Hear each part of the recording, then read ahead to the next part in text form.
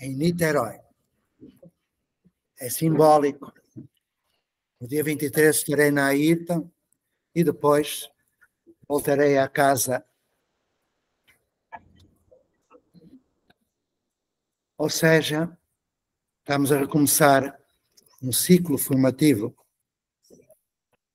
e mais não digo porque me emociona muito e um velhinho a chorar é coisa muito triste. Vamos adiante. Então, Zizi, quem estiver com o celular, eu vou apresentar quem está aqui. Ou melhor, que cada um se apresente, é melhor. A nossa equipe de educação humanizada, esta equipe fantástica. Então, se quiseres, para começar, as boas-vindas e dizer quem são, desde o Bruno, que está cheio de frio lá no sul, até a Zizi, que está cheia de calor, lá no Mato Grosso. Vamos lá. Quem quer começar?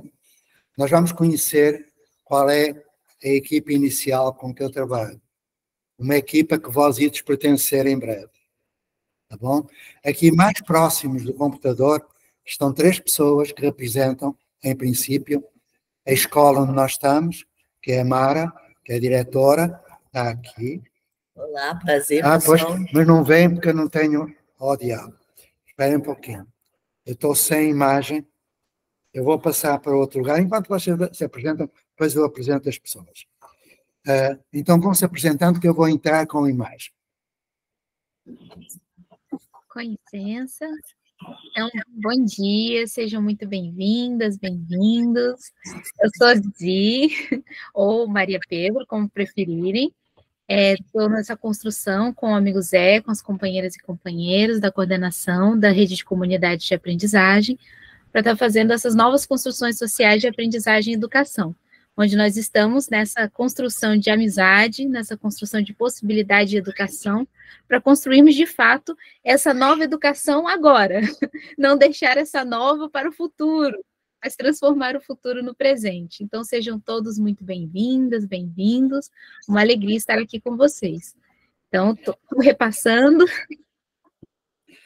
A Zizi não disse de onde vem, mas ela está em Mato Grosso do Sul. Bom, deixa eu me apresentar aqui rapidinho. Pelo sotaque dá para ver, né? Eu sou de Minas Gerais. Então, sou do mundo. Quem não me conhece ainda, eu sou o Leonardo. Faço parte dessa equipe, dessa caminhada, né? Eu acho que é uma equipe de coordenação, mas como o Zé mesmo disse, a ideia não é ter coordenação, a ideia é ter sempre coletivo. Sou pesquisador do campo da educação e, como todo bom pesquisador, sou um praticante do campo da educação, com caminhos cada vez mais tortuosos em direção àquilo que acredito que dá mais sentido, que é a comunicação, a relação, né? Então, a gente está aqui exatamente lidando com esse mundo de transformação. E, junto com o Bruno, esse semestre temos uma pequena novidade, que é o círculo de leitura, que já era para ter começado no semestre passado, mas que a gente já criou até um grupo, que é, se alguém aqui tem interesse, não está, mas já tem um grupo, o Bruno criou um grupo do Zap, e a gente vai marcar para a próxima semana aí já uma primeira reunião, e é um círculo de leitura, ou seja, não é aula, tá? É um processo. Bom, é isso. Bruno. Joe. Olá, pessoal, bom revê-los, aqueles e revê-las, os camaradas que já estão conosco nessa jornada, e os que não nos conhecem ainda, sejam bem-vindos, é um prazer receber todos e todas aqui nesse espaço. Eu sou o Bruno Emílio, além aqui da coordenação dessa rede de comunidades de aprendizagem, desse processo formativo, eu sou coordenador da comunidade de aprendizagem Escola da Floresta, aqui no extremo sul do Brasil. Então, aqui eu estou no interior do Rio Grande do Sul, quase Uruguai. né? E a gente vai vendo uma das belezas dessa virtualidade, dessas novas tecnologias que nos permite esse encontro através do tempo e do espaço, né?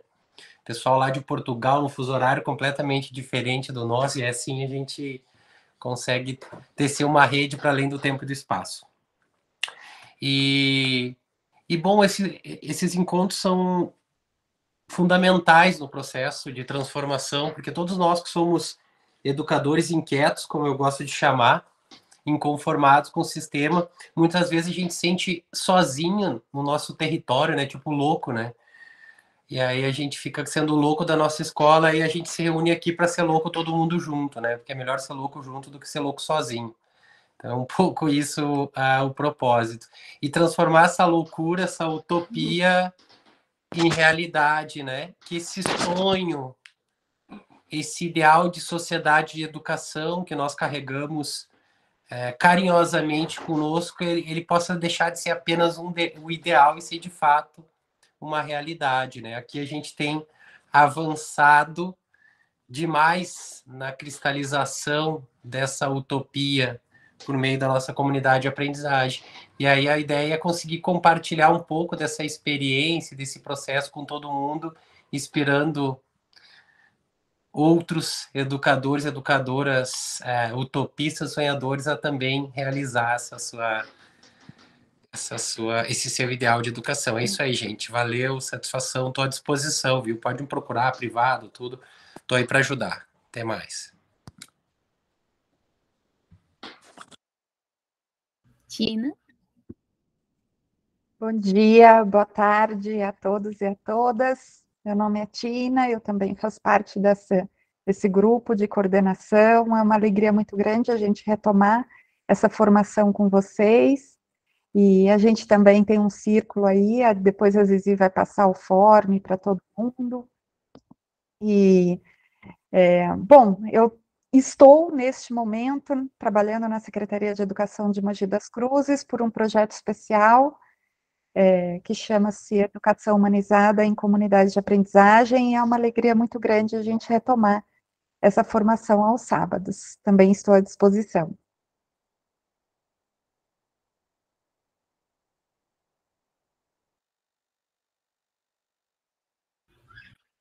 Com licença. Então, só informar que, né, quem estão presentes hoje são esses coordenadores, o Mauro e a Valéria não estão presentes, eles não puderam participar hoje, mas deixaram um grande abraço. Também nos próximos encontros eles estarão presentes também, tá? Então, eu gostaria só de pedir uma licença para nós organizarmos a nossa dinâmica de grupo. Para quem não sabe, os guardiões são importantes para organizarmos o nosso tempo, gestarmos o nosso tempo, gestarmos as nossas mãozinhas. Então, eu gostaria de solicitar se alguém poderia assumir o guardião do tempo. Para quem, se alguém tiver dúvida, eu posso solicitar até alguém que já sabe colocar o que seria o nosso guardião do tempo. Alguém que se colocaria disponível para estar assumindo o guardião do tempo? Léo? Estaria assumindo? Eu posso assumir o guardião do tempo hoje. Tá? Só para lembrar, o tempo é 1 hora para cada pessoa.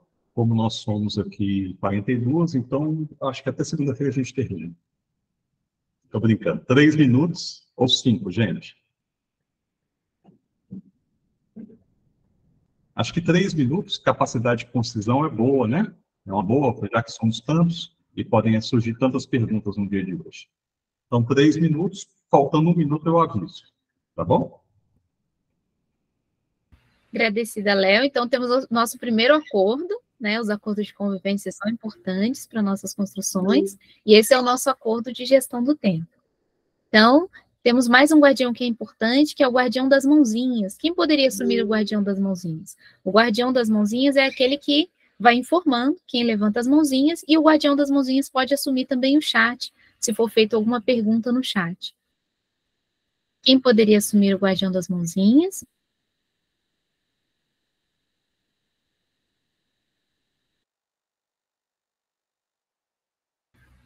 Bom, eu posso assumir, então, o guardião das mãozinhas hoje, para mostrar como funciona, como a gente está retomando nessa construção, mas justamente o guardião das mãozinhas, ele vai informando as pessoas que estão com as mãozinhas levantadas para poderem trazer as suas questões ou que colocam as questões no chat, tá?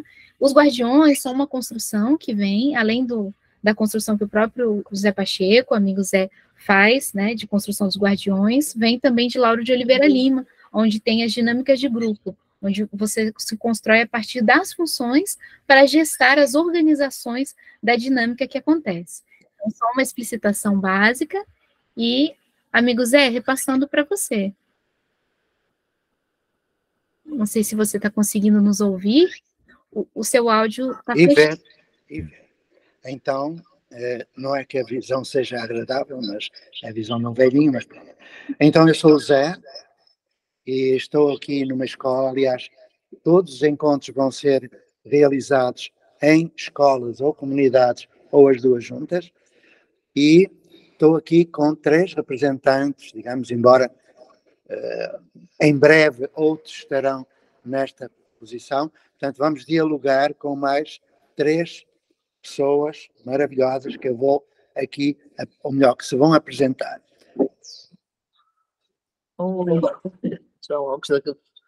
Bom dia, meu nome é Mara, eu estou diretora da Escola Municipal Anísio Teixeira, uma escola municipal de horário integral que fica aqui em São Domingos, Niterói. É um prazer estar aqui com vocês. Olá, bom dia, eu sou a Ludmila, prazer estar aqui com vocês, sou educadora, e estamos iniciando aqui um grande trabalho em Niterói. Olá, bom dia, me chamo Karina, sou da Casa Reviver, de uma das comunidades mais lindas de Niterói. Atuamos com crianças e famílias no fortalecimento do vínculo familiar. Então, a partir de agora, eu deixo com a Zizi a condução dos trabalhos. Bom, agradecida, amigo Zé. Então, sejam bem-vindos, bem-vindas. Estamos nesse retorno das novas construções sociais de aprendizagem e educação, né? Estamos já há 2 anos caminhando e fazendo essas construções dentro do processo correlacionado ao plano de inovação, para quem não conhece.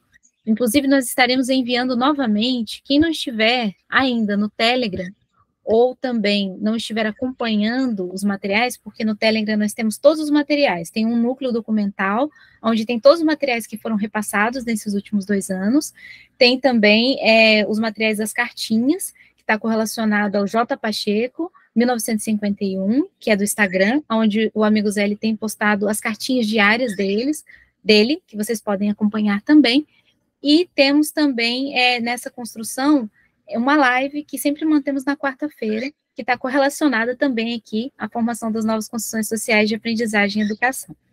Então, sejam bem-vindas, bem-vindos. Dentro das construções que nós fizemos, nós gostaríamos de trazer uma retrospectiva sobre quais pontos já foram abordados. Aí eu vou solicitar, vou perguntar se o Léo ou o Bruno gostariam de fazer alguma colocação sobre os pontos, ou se eu poderia colocar, e depois vocês podem complementar também, que a Tina está numa construção. Tudo bem eu começar, então? Então, dentro da construção do plano de inovação, que é justamente para a construção dos protótipos de comunidade de aprendizagem, vocês podem ver, quem não tiver acesso, eu vou enviar aqui do Telegram também, as fases do processo de mudança. Então, foi trabalhado durante esses 2 anos a constituição de núcleo de projeto, que é justamente o nosso primeiro passo, onde nós temos uma construção de comunidade de aprendizagem, nós constituímos um núcleo de projeto, que são as pessoas que estão ligadas a nós e que querem fazer essa mudança, que querem fazer essa transformação, que querem trocar e construir esses valores, né, das quais tem essa referência em comunidade. Então, o nosso primeiro processo de mudança é justamente o núcleo de projeto. Entendendo que, quando eu falo primeiro, não é sempre nessa ordem, mas normalmente são as pessoas que se unem para fazer essa mudança, essa transformação na educação. Então, dentro disso, eu acho que... Bruno, você gostaria de fazer alguma colocação? Ou travou o áudio? Não. Foi sem querer aqui, fica à vontade, Zizi, desculpa atrapalhar. Não, não atrapalha nada. Agradecido, só para saber. Então, dentro disso, nós temos também a segunda tarefa, que ela está correlacionada à identificação da matriz axiológica. A matriz axiológica do projeto, ou também chamada árvore de valores, é onde nós podemos construir quais são os nossos valores, o que nos une, qual é a mudança que nós estamos buscando. Normalmente, dentro da educação, o amor é muito forte, né? O amor costuma ser um valor de transformação, todos queremos colocar o amor em prática, mas podem ser vários valores, né? A sugestão que nós sempre damos é para que não sejam muitos, porque se você não consegue ter uma concentração de 3 a 5 valores na árvore de valores ou na matriz axiológica, o que acontece é que dispersa um pouco, porque é difícil colocar um valor em prática. Imaginam 20, 30, 40? Então, começando por 3 valores, 5 valores, se tem uma possibilidade melhor e mais real de constituir esses valores de fato. Então, a partir dessa matriz axiológica, essa árvore de valores, nós temos a elaboração da carta de princípios e de acordos de convivência. Essa elaboração da carta de princípios, ela está correlacionada a colocar justamente esses valores na prática, onde nós vamos trabalhar os princípios que fundamentam esse valor para que esse valor aconteça de fato. Não é como, por exemplo, um PPP, que a gente ouve por aí, né, que está ali só para ficar sendo visto ou ouvido, mas ninguém nem sabe com quem está, onde está, e quando é pedido também, ninguém sabe quem fez. Muitas vezes copiado e recopiado, ano após ano. Então, a elaboração dessa carta de princípios, ela está correlacionada a esses valores que movem os sonhos, os desejos, o coração desse grupo. Então, esses princípios, eles vão fundamentar, por exemplo, o amor-valor, né? Você tem esse valor do amor, você vai fazer como? Com o princípio do amor, para que esse amor se torne uma prática. Então, se vou fazer um princípio, qual tem a possibilidade de que as pessoas se encontrem pela afetividade todo dia e façam uma partilha da belezura, ou uma partilha da beleza. Normalmente, nas comunidades de aprendizagem, nós temos uma organização que hoje não tivemos, mas uma partilha de beleza. Uma música, um canto, uma reflexão, uma poesia. Isso é sempre muito importante, porque as artes, elas fundamentam também muito da construção que é a educação. Nós sabemos que a construção da educação é integral, né? Mas aí trazendo uma reflexão sobre isso. Então, nessa carta de princípios, você tem justamente essas fundamentações desses valores, onde vai se constituir também os acordos que fundamentam essa manutenção desses valores, que fundamentam como nós vamos gerir a nossa organização de dinâmica de grupo. Como foi feito, né, o guardião do tempo, o guardião das mãozinhas, o guardião da fala, pode-se ter vários guardiões. No momento eu estou sendo o guardião da fala, mas depois a próxima pessoa que vai estar assumindo vai ser a próxima guardiã da fala, certo? Inclusive, em tempo, eu nem marquei um tempo. Eu vou solicitar para o Léo se ele pode marcar 10 minutos para não pegar muito tempo da reunião para que possa fazer essa retrospectiva. Agradecida, Léo. Então, depois nós temos o próximo passo, que é a realização de encontros com a comunidade. Lembrando que não é uma ordem, né? Tem que ser feito dessa forma. Muitas vezes, os encontros com a comunidade, eles ocorrem até antes. Então, depois só se fundamenta a partir do encontro com as comunidades, a partir do grupo, do núcleo. Formado o núcleo, esse núcleo entra em contato com essa comunidade para fazer vários encontros e ver os potenciais saberes que se encontram nessa comunidade para integrar e fazer justamente o processo de levantamento do que existe essa dinâmica. Eu vi uma perguntinha aqui, eu vou só estar respondendo. Não tem como instalar o Telegram, existe outra forma de acessar? Então, eu posso enviar por aqui, mas o Telegram é a nossa principal forma, ou o Instagram. O que você poderia fazer, Silvia, é tentar instalar ele no computador, tá? Mas você pode dar uma procuradinha, depois eu vou passar aqui o que a gente tem fora do Telegram. Então, ótimo, é só você seguir o J. Pacheco 1951. Depois eu vou passar aqui os links também. Bom, então, nessa próxima etapa, a partir do momento que se realiza esse encontro com a comunidade, tudo isso que eu estou colocando foi o que foi trabalhado durante esses anos, tá? Esses 2 anos, e que nós trabalhamos com todas as comunidades, as pessoas que participaram, e começaram a elaborar essa construção. A próxima etapa é justamente instalar um protótipo de mudança. Nesse instalar um protótipo de mudança, é justamente onde você começa a perceber o projeto da comunidade, onde você começa a perceber o que os professores estão fazendo no sentido de transição do dar aula. Nós sabemos que se o professor ainda sabe dar aula, ele dá aula. Mas justamente um protótipo de mudança é você possibilitar ver que existe já dispositivos pedagógicos que você pode utilizar para você poder fazer essa mudança. Quem já viu, quando sinto que já sei, quem já viu alguns vídeos também correlacionados a essa construção do próprio Escola da Ponte, e os próprios vídeos que tem aqui da formação, o amigo Zé, inclusive, há mais ou menos 3 encontros passados, ele fez uma apresentação de vários dispositivos pedagógicos, que vocês conseguem ver aqui pelo YouTube, né? É só entrar no YouTube em Comunidade de Aprendizagem, vocês conseguem ver ali, onde ele colocou os dispositivos, acho bom, acho ruim, os dispositivos da Assembleia, que é um dispositivo também principal com relação à construção das dinâmicas de participação, decisão, entendimento, e também consenso, convergência, que são construções necessárias a uma comunidade para que ela tenha autonomia da sua própria gestão. Então, nós temos também esse instalar um protótipo de mudança.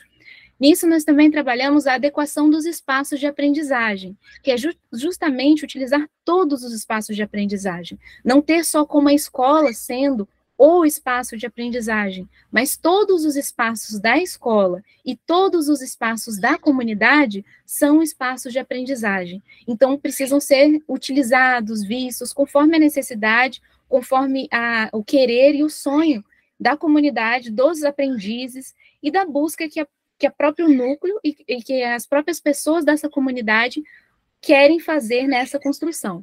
Então, também trouxemos essa questão da adequação dos espaços de aprendizagem. Agradecida, Léo.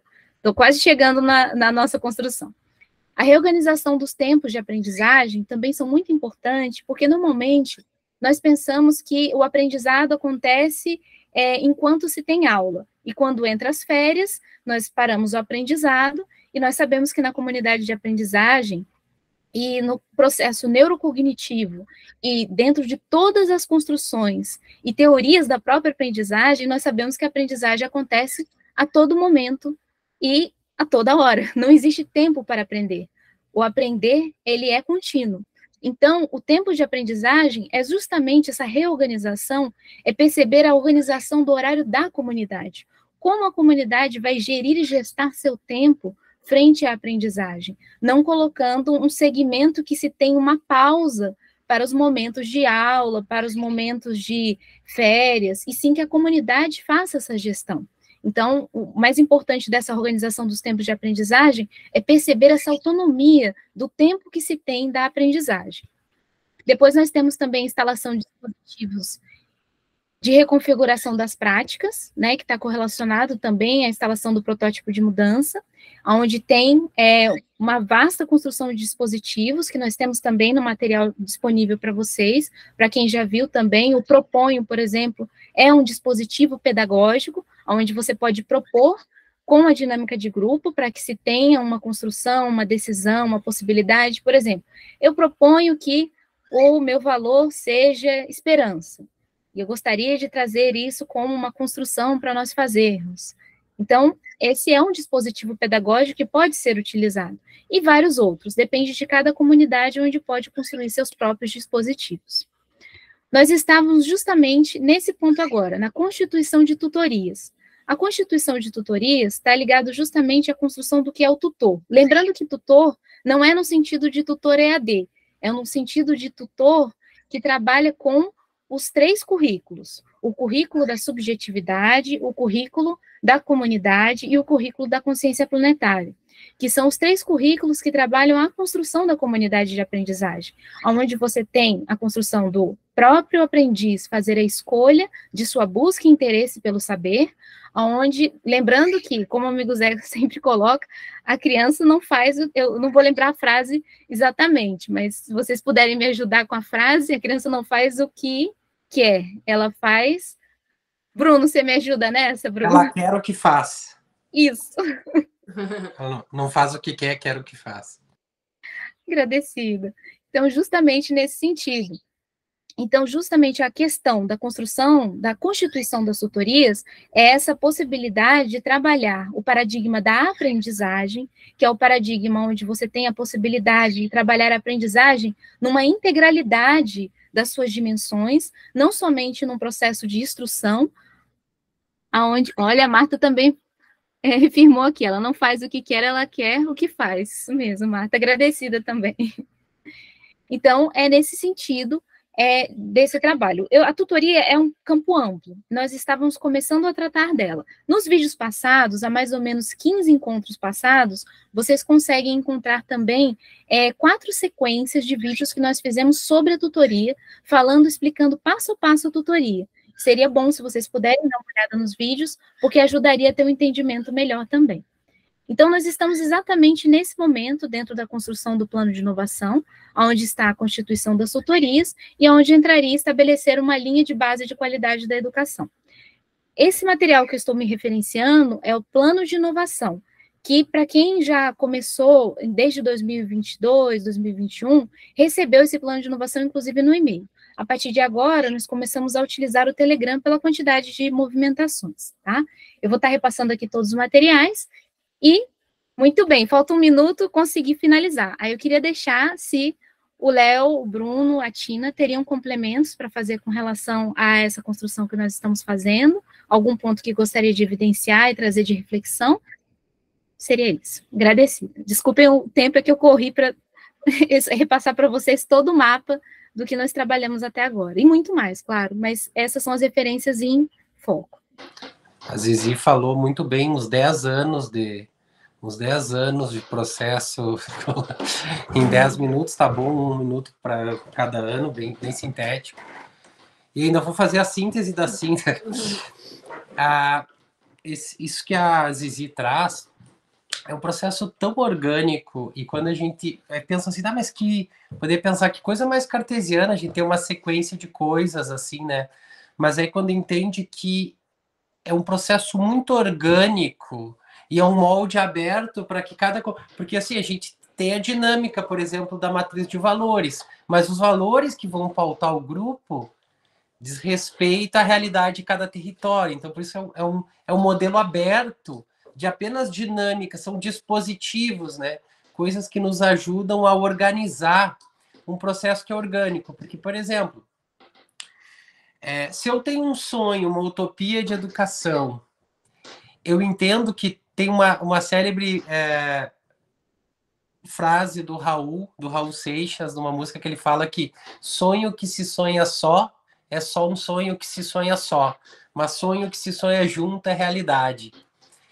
E eu acho que traz essa ideia da formação do núcleo, né? Porque se nós temos um sonho, a gente tem que saber quem é aqueles camaradas que sonham assim como nós, dessa maneira. Então, a gente acaba se aproximando de pessoas que compartilham dos mesmos sonhos. Isso é muito orgânico. Inclusive, em muitos casos, já são nossos próprios amigos, assim. Essa é a Mariana, minha companheira e educadora da comunidade de aprendizagem Escola da Floresta. E o nosso núcleo inicial era o nosso grupo de amigos, porque nós já éramos amigos, porque nós tínhamos essas visões em comum. Então, é muito orgânico, né? Então, o núcleo é o quê? Eu buscar outros educadores que sonham como eu. Depois que eu tenho esse grupo, e eu olho, né, esse grupo, a gente não tem uma verdade, uma ideia única a priori, quais são os valores universais que devem pautar todas as coisas. Gostei do Pirata, Leonardo. E aí, como a gente não tem uma verdade, o que a gente faz? A gente constrói a nossa identidade de grupo, né? Qual é a verdade, entre aspas, desse coletivo? O que nos pauta? Quando eu tenho ali, reúno esses amigos sonhadores que querem transformar a educação, eu começo, quais os valores que são importantes para a gente? Por quê? Porque se tu não tem valores que pautam o teu movimento de transformação, para qualquer lado vale. Se eu não tenho valores, um pode ir para cá, outro para lá. No momento que eu tenho valores comuns, eu sei que nós temos uma trajetória, um movimento que é comum. E ele é comum porque ele é pautado em valores comuns que precisam ser realizados. Então, eu já tenho essa minha turma, eu já tenho os valores que nos pautam, então, nesse momento, eu começo a quê?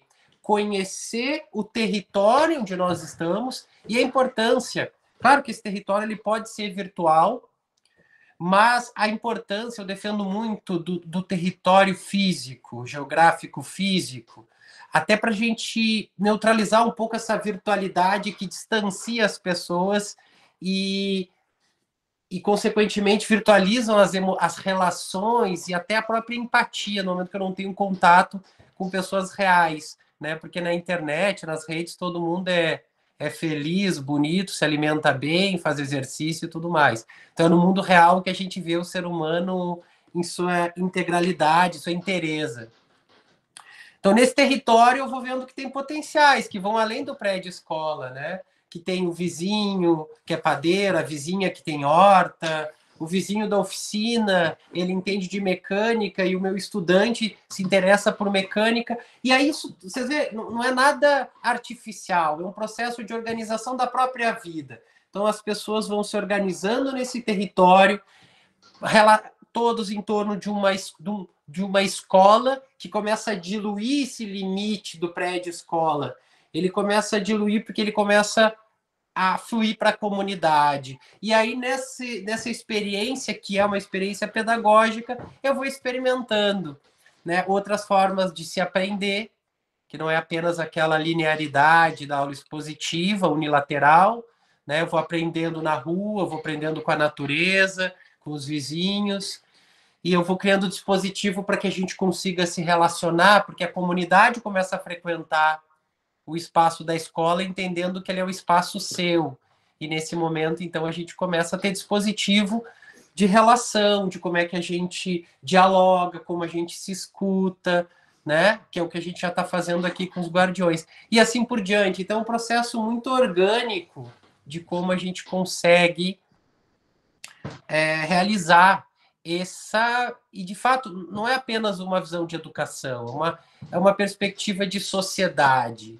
Uma sociedade baseada no empoderamento do território, da autogestão, da autonomia dos povos, não a partir de um ideal externo, de Estado, mas a partir do seu território, das suas pautas, das suas necessidades. É isso que a gente tem uma escola que serve à comunidade, e não apenas a currículos externos e ministeriais.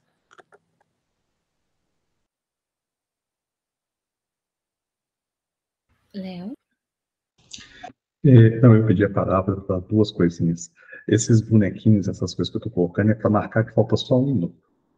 Tá? Que aí, com isso, eu esqueci de falar isso. Acho que fica mais fácil do que falar, ó, falta 1 minuto. Bom, e a segunda coisa é muito a relação que a gente constrói, né?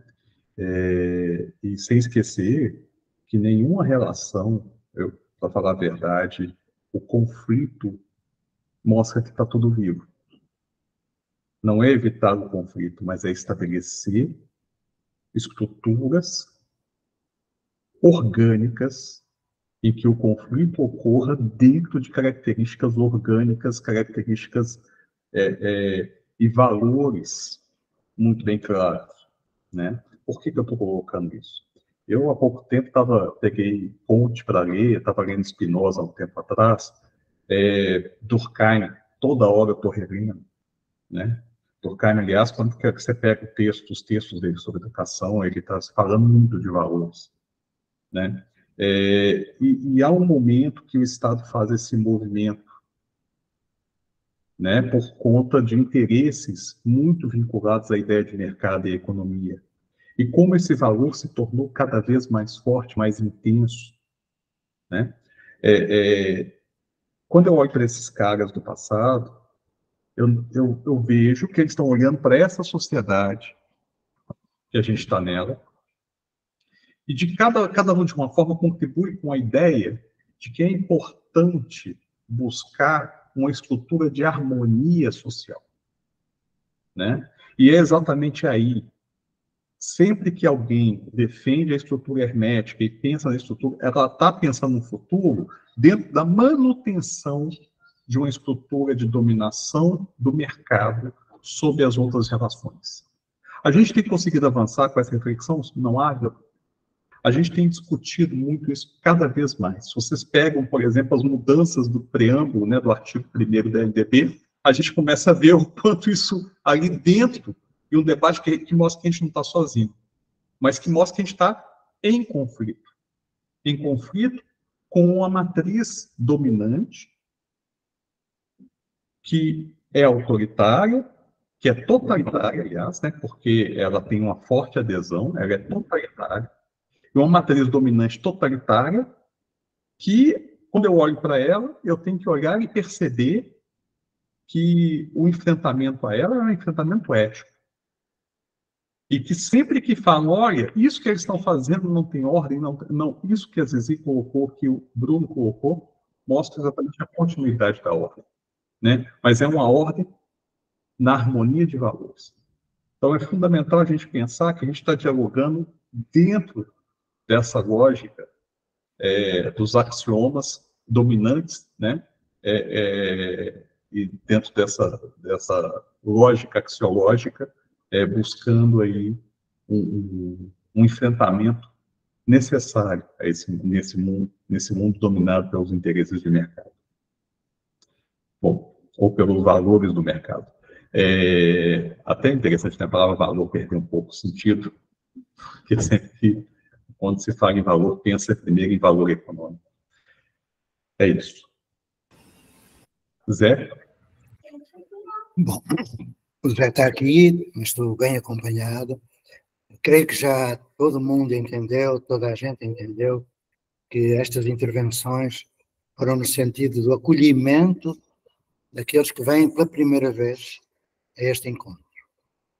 Daqui até ao dia 2 de setembro, nós estaremos nesta reflexão conjunta para que aqueles que chegaram agora possam integrar-se e, desde já, eu vou deixar tarefa para casa, que é aquela tarefa que aqui, entre as 9 e as 11, nós definimos, e que não é só para a Anísio Teixeira, é para todos.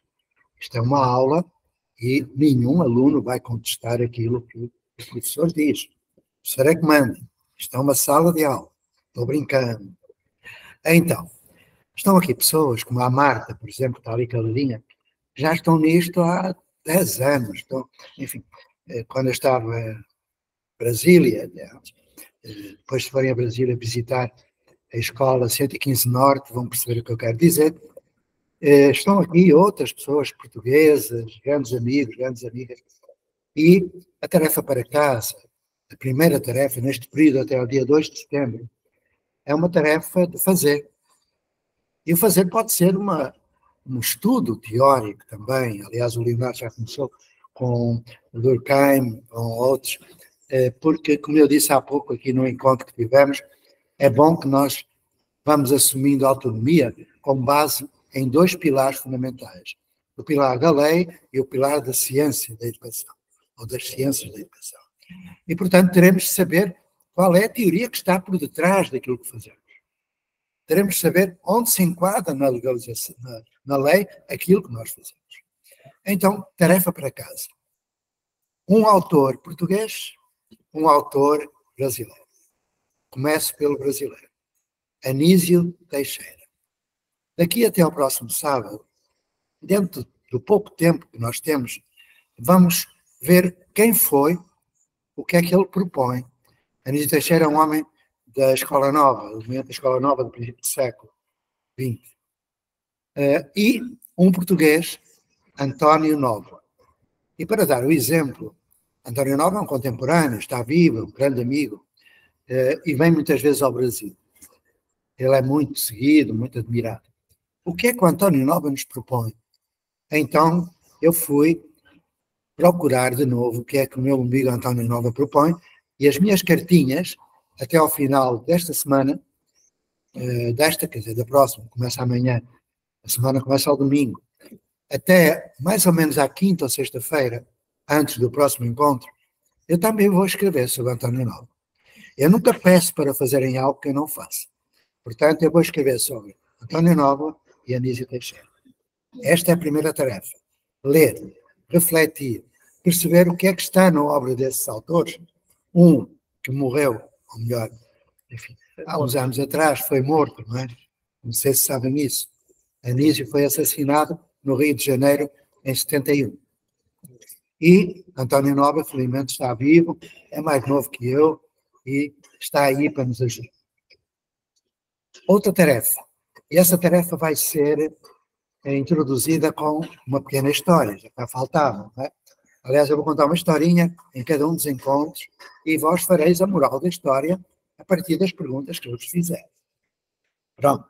Então, se o amigo Léo me der mais uns minutinhos, eu falarei sobre a história e sobre a tarefa para casa. Claro que a tarefa para casa digo já qual é, que é criar-nos em cada lugar, em cada escola, ou recriar os seus valores, a partir da leitura ou releitura do projeto educativo em Portugal, do projeto político-pedagógico no Brasil. Ler de novo quais são os valores que lá estão. E se esses valores estão na prática. Por exemplo, se o valor da solidariedade está na prática de sala de aula. Pronto. É um trabalho de reflexão. Então, a história é esta. Quando, depois da Revolução dos Cravos, que vai fazer 50 anos, eu voltei para a questão de escola, já andava lá, mas voltei, deixei a guerra, não é? A Revolução, e fui para a escola de novo. Eu fui à Secretaria de Educação, que naquela altura em Portugal se chamava Delegação Escolar, e perguntei, como professor substituto, professor itinerante que eu era, que chegou a trabalhar em 7 escolas no mesmo ano, professor de escola pública, sabem como é, eu perguntei ao secretário, então, há algum trabalho para mim? Isto, no princípio de um ano letivo, praticamente. Ele disse, professor, hoje está com sorte, porque morreu um professor, você vai poder estar até o fim do ano. Eu fiquei feliz, quer dizer, não fiquei feliz pela morte do homem, não, mas fiquei feliz porque foi a primeira vez que eu pude estar com uma turma até ao final do ano letivo. Então entrei na turma, uma turma pequenina, tinha 49 alunos, era muito pequenina, de 4 séries, e eu perguntei, então, meus amigos, o que é que querem saber? É aquilo que eu fazia. Ficaram a olhar para mim como quem olha para um extraterrestre, e eu disse, vão lá, meus amigos, o que é que querem fazer? E um levantou o braço, que eu disse, antes disso, eu criei acordos de convivência, e eles cumpriam. E eu disse, diz lá, olha, eu gostaria de fazer uma escrita, uma coisa, uma redação, uma composição escrita. Então faz. E ele, é. E perguntei aos outros, o que é que querem fazer? E os outros 48, uma redação. Ok, todos em coro. Eu, que diabo? Bom, já peço desculpa. É uma coisa particular. Aí eu disse, bom, então, vamos fazer uma redação. Aí outro levantou o braço, diz, professor, qual é o título? O título que tu quiseres, sobre o que é que tu queres? Não, você é que manda. Não, hoje sois vós que escolheres. Olha, posso fazer sobre a primavera? Eu, podes. E perguntei aos outros 48, e vós? Primavera. Eu, tudo em coro. Aí outro levantou o braço, olha, professor, é caneta ou é lápis? Olha, quantas linhas se deixa depois do título? Deixa-se uma margem para pôr a crítica? Olha, quantas linhas eu tenho de escrever? Assim, olha, meu filho, escreve a caneta, a lápis, como tu quiseres, as linhas que tu quiseres. Eu estava cá a ficar cansado daquela situação e disse, olha, bom, escrevam. Eles começaram a escrever. Acabaram de escrever, entregaram as redações. Eu li a primeira era assim, a primavera. A primavera é uma estação do ano. Na primavera vêm as andorinhas, vêm os passarinhos. A primavera começa no dia 21 de março, acaba no dia 20 de setembro. Da primavera, as flores, tal, e eu gosto muito da primavera. Ok, perguntei, quem escreveu este texto? E os 49 levantaram o braço e baixaram outra vez. Li o segundo texto. A primavera. A primavera é uma estação do ano. A primavera começa a primavera, vem os passarinhos, vem as andorinhas. Quem escreveu este texto? Eles todos levantaram e baixaram outra vez. E disse, bom, acabou. Redevolvi as folhas e disse, virei a folha ao contrário, virar. Agora sou eu que mando. Assim é que é, tal. Então vou escrever também uma redação. E a escola é o título, a primavera. Outra vez, mas agora tem regras. Fui ao quadro negro e escrevi. Não podem escrever isto que eu vou escrever no quadro negro. 2 pontos. A primavera é uma estação do ano. Na primavera vem as andorinhas. Eu gosto muito da primavera. Começa no dia tal, acaba no dia... Eles ficaram a olhar para o quadro, a olhar para mim. Ninguém escrevia. Até que um fez assim. E começou a escrever. O outro espreitou e começou a escrever. E começaram todos a escrever. E foi um dos momentos mais emocionantes da minha vida de professor. Quando acabaram de escrever, entregaram, eu li o primeiro texto. E perguntei, quem escreveu este texto? E uma mão se levantou entre os 49. Li o segundo texto e perguntei, quem escreveu? E uma mão autora autónoma, criativa, Salvador, até ao 40º. O que é que eu aprendi? A resposta deixo convosco. Quando nós entendemos que do modo como nós trabalhamos, não desenvolvemos aquilo que está no projeto educativo, a autonomia, onde é que ela está? Eu estava em sala de aula e me orgulho de ter trabalhado em sala de aula. Foi lá que eu aprendi que eu não deveria trabalhar em sala de aula, que eu deveria trabalhar em equipe. Então a tarefa para casa, para além dos valores, é ver quais são os professores vivos que estão por aí nas escolas e comunidades e fazer equipe. Fazer equipe fazendo o enunciado de princípios da ação. Isto vai nos levar até o dia 2 de setembro. Vos agradeço o tempo que destinados, porque nós estamos aqui a tomar uma decisão ética. Se do modo, para acabar, quando eu pergunto a um professor como é que você trabalha, e ele me responde, trabalho em sala de aula. E eu, muito bem. Dando aula, consegue ensinar todos? Ele responde, não. Terceira pergunta. Sabendo que não vai ensinar todos, vai continuar dando aula? A resposta é o silêncio. Foi isso que eu perguntei a mim mesmo. José, tu sabes que dando aula não ensinas todos. Tu vais continuar dando aula, sabendo que não ensinas todos? Ou vais tomar uma decisão ética que envolve amor e coragem? Sozinho, nunca. Próxima semana vos contarei a história de quando eu tomei a decisão ética sozinho, que quase fui assassinado.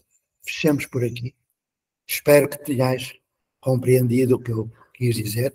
Tenho grande admiração por quem dá aula em sala de aula. Valorizo o trabalho de sala de aula. Mas nós vamos tomar uma decisão ética, moral. E com muito cuidado com o que o outro sabe, partindo do que o outro é, do que o outro sabe, nós iremos rever os nossos processos. Iremos aprender a trabalhar em equipe. Dar exemplo aos alunos, porque um professor não ensina o que diz, transmite aquilo que é, transmite valor. Por aqui me quedo. Até o dia 2 de setembro teremos todo o tempo de acolher quem vem de novo. Agradeço à educação humanizada, que aqui não está toda presente, mas que vai ampliar-se com outros. Hoje, eu sei porque é que a Valéria não está. A Valéria e o Mauro moram juntos. A Valéria faz 2 anos. É o aniversário. E, portanto, daqui, quando ela ver que isto vai ficar gravado, parabéns, Valéria, e gratidão por tudo o que tens feito. E agora passo a palavra para o Leonardo, para ver se alguém queira falar. Esqueci-me de dizer que estou grato a todos vós pela vossa presença. Eu pedi a palavra aqui só para falar que eu também tenho uma historinha para contar. E na próxima semana eu vou contar essa história junto com o Zé, se ele permitir, sobre quando eu resolvi atuar sozinho. É uma coisa que o Zé sabe, que ele me acompanha e que já está na hora de eu começar a falar sobre isso.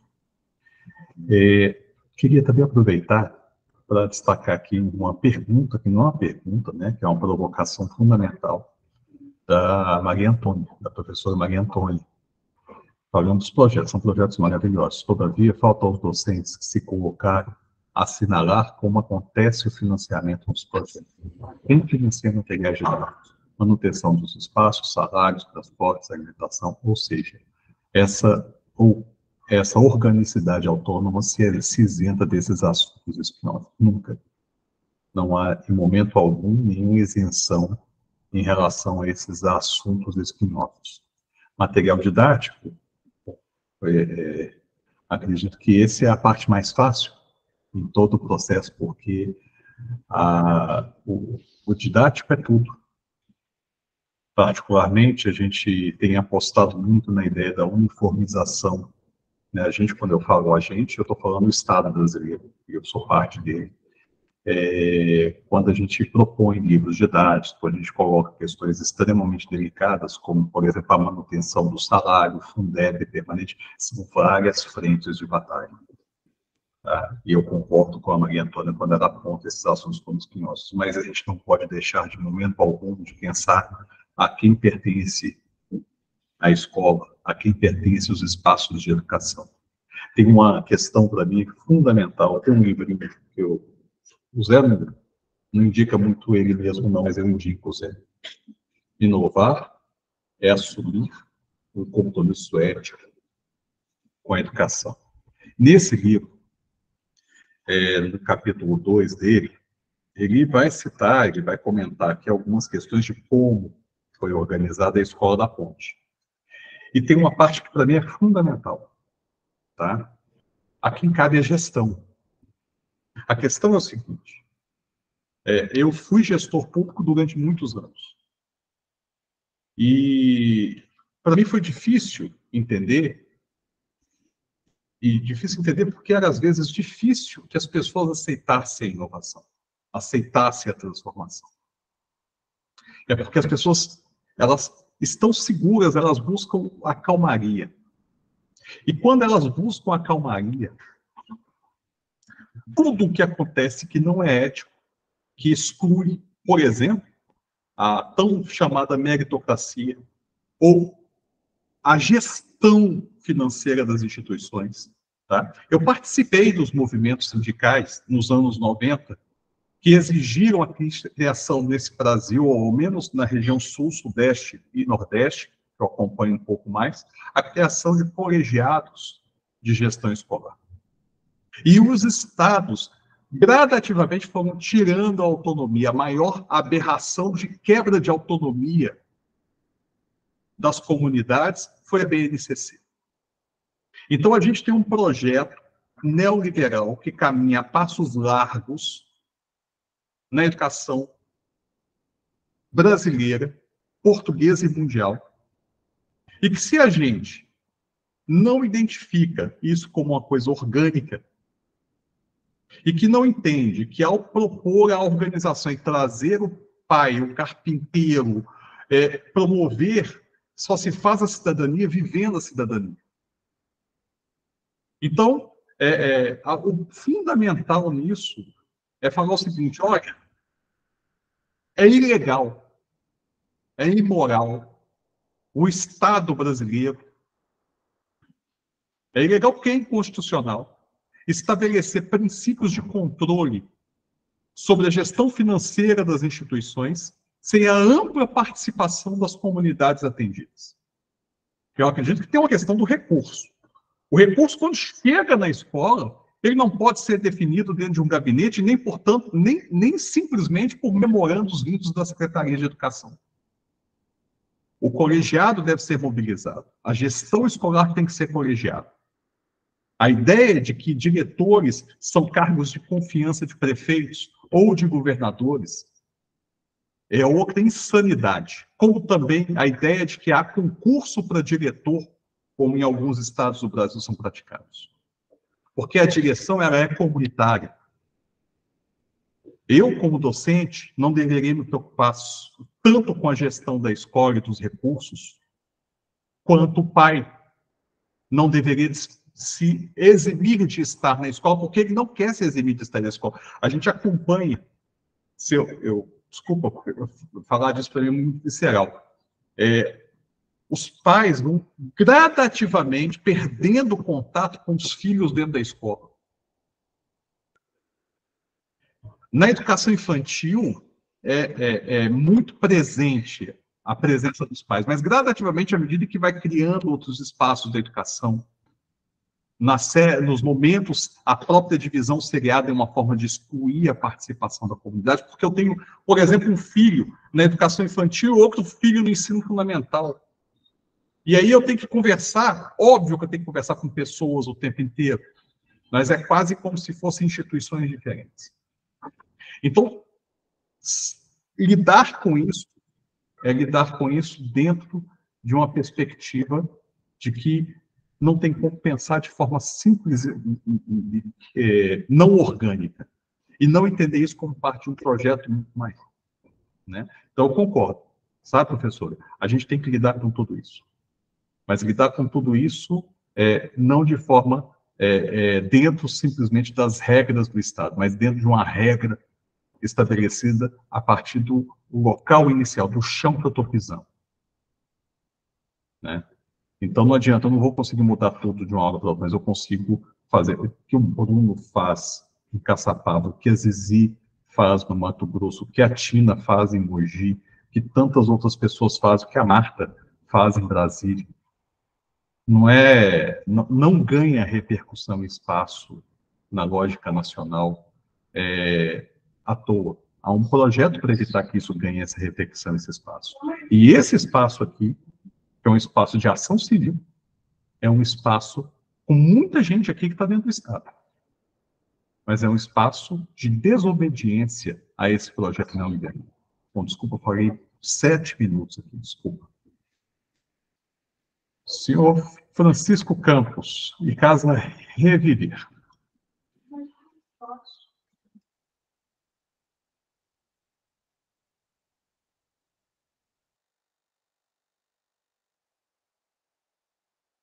Ouvir quem vai estar, digamos, a participar diretamente no projeto. Para quem chegou hoje, e peço desculpa àqueles que já cá estão há muito tempo, eu proponho que daqui até a 2 de setembro, já a começar hoje, começar a criar nas crianças. Eu sei que em Portugal está de férias, mas no Brasil já estão os trabalhos a decorrer. Durante este tempo agora, que com as crianças façam definições de acordos de convivência. Pedir a palavra, saber escutar, tudo isso que está nos materiais que podem ir ver à internet. E também, além dos acordos de convivência, ou havia outra coisa que eu já não me recordo, já sei, dispositivos. Criar, por exemplo, um embrião da Assembleia de Crianças, criar eu já sei, posso ajudar, ou preciso de ajuda, sei lá. Vão ver aos materiais que estão lá, começar com acordos de convivência, já nesta semana, na próxima, com as crianças, com os jovens, e dispositivos pedagógicos. E agora, eu pediria à Mara, à Karina, à Ludmila, se querem falar um pouquinho para encerrar, faltam só 3 minutos. Vamos lá. Vamos lá, eu acho que concordando aí com o que o Léo colocou, o Leonardo, eu acho que não é um espaço de desobediência civil, né? Mas eu penso que é um espaço de esperança, né? De caminhar juntos por um novo olhar para a educação, que já vem sendo construído por vocês aí já há um tempo. São práticas que constroem autonomia e vão fazer com que essa desobediência civil se torne uma prática que seja a obediência àquilo que é civilizado. Tá? Que é respeito ao aprendente, às aprendizagens, aos espaços de aprender. Então, é basicamente isso, e agradecer a oportunidade. Bom. Estar com vocês já nos orgulha de esperança. A nossa história é marcada por muito descaso de políticas públicas, né? Mas me enche de esperança de ver quantas pessoas antes de nós têm construído histórias, né? Estar com vocês é algo muito assim esperançoso para a gente, é um marco para a nossa cidade de Niterói, é um marco para a nossa comunidade do Morro do Estado. A gente fica muito triste com, né, os desafios, a terceira cidade do Brasil, o terceiro IDH do Brasil, com um descaso educacional tão grande quanto que é o nosso município de Niterói. E para a Casa Reviver, assim, a gente fica muito feliz, estamos aqui para aprender com vocês. Agora a nossa anfitriã de hoje, Mara. Bom, gente, queria muito agradecer essa oportunidade, né? Falar para o colega que aqui em Niterói a gente vive a eleição democrática, todos os recursos são discutidos no SEC, né? Que é o nosso colegiado, junto com professores, pais, toda a rede, a eleição de diretores. Mas mesmo assim a gente ainda precisa muita coisa, porque a gestão democrática não é só isso, né? A gente sabe. E é uma oportunidade, assim, que a gente fica muito feliz de estar aqui com muitos dos nossos professores, colegas diretoras também de outras escolas, e só agradecimento mesmo, tá bom? Então, até breve. Zizi? Bom, então, agradecida a todos, a todas, uma alegria estarmos aqui. Espero que todos possam continuar nessa caminhada conosco, construindo essas novas construções de aprendizagem e educação. Então, aqui eu vou novamente postar os links, tá? Então, sejam bem-vindos também aos círculos, que podem ser construções mais próprias de cada dinâmica, a partir do form vocês conseguem ver, tá bom? Então, um grande abraço a todas e a todos, e até o nosso próximo encontro. Gente, só para reafirmar que a Zizi colocou o link para entrar no grupo do Telegram aqui no chat. Talvez seja interessante colar só o link de novo, por favor, Zizi. Um abraço, gente. Tchau. Valeu, pessoal. Até o próximo sábado. Tchauzinho. Tchau, tchau. Até o próximo sábado. E, Antônio, até dia 17. Eu estou aí em Sobral contigo.